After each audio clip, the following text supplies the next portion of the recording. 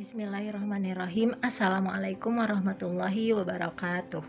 Perkenalkan, nama saya Syifa Hairunisa Firdaus dari kelas PAI 6F, jurusan Pendidikan Agama Islam, Fakultas Tarbiyah dan Keguruan, UIN Sunan Gunung Jati Bandung. Dalam video kali ini, saya akan menjelaskan mengenai tujuan pendidikan di pesantren. Seperti yang kita ketahui bahwa pondok pesantren merupakan lembaga pendidikan Islam yang tertua yang ada di Indonesia. Lembaga pendidikan keagamaan yang mempunyai kekhasan tersendiri dan berbeda dengan pendidikan lainnya. Pendidikan di pesantren meliputi pendidikan Islam, dakwah, pengembangan masyarakat, dan pendidikan lainnya. Para peserta didik pada pesantren disebut dengan santri, yang umumnya menetap di pesantren tersebut, yang disebut dengan istilah pondok. Dari sinilah timbul istilah pondok pesantren.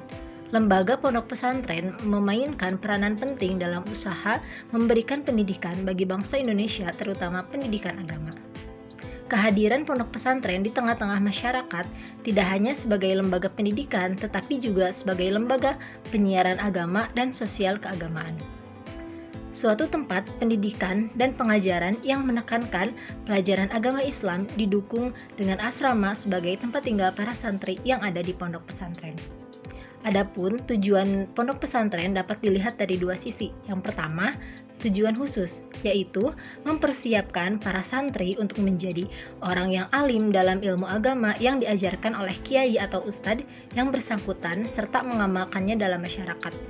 Yang kedua, tujuan umum, yaitu membimbing anak didiknya untuk menjadi manusia yang berkepribadian Islam yang sanggup dengan ilmu agamanya menjadi mubaligh Islam dalam masyarakat sekitar melalui ilmu dan amalnya. Adapun tujuan pendidikan dari beberapa jenis pesantren. Yang pertama, pondok pesantren tradisional atau pondok pesantren salafi. Dalam hal ini, lembaga pendidikan Islam yang mempertahankan pembelajaran seperti kitab-kitab klasik, kitab-kitab kuning sebagai inti dari pendidikan. Salah satu hal yang menunjukkan bahwa pondok pesantren salafi itu berpusat pada kepemimpinan seorang kiai yang memegang kekuasaan mutlak terhadap pondok pesantren tersebut. Indikasi lain yang mencitrakan pondok pesantren salafi yaitu perkembangan keilmuan para santri hanya sebatas apa yang diajarkan oleh sang kiai. Kurikulum yang ada di pondok pesantren itu pun sepenuhnya tergantung dari pimpinan pondoknya. Santrinya yang menetap di pondok atau mengabdikan dirinya ke pimpinan pondok disebut dengan santri mukim atau santri yang menetap. Dan santri yang tidak menetap disebut dengan santri kalong, yaitu santri yang hanya belajar dalam pondok akan tetapi tidak tinggal di dalam pondok.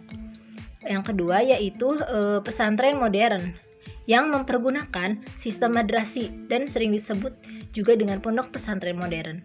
Pondok pesantren yang mempergunakan sistem madrasi bukanlah meninggalkan sistem salaf. Hanya saja pondok pesantren modern disebut sebagai lembaga pendidikan Islam karena pondok pesantren modern memasukkan pelajaran sekuler atau karena proses pendidikannya menggunakan bahasa Arab dan bahasa Inggris. Kiai yang memimpinnya bersikap demokratis daripada yang dijumpai di pondok pesantren salaf. Pada santri umumnya yang menetap di pondok pesantren karena di dalam pondok pesantren tersebut telah disediakan asrama dan pada umumnya pondok pesantren tersebut menerapkan pendidikan selama 24 jam.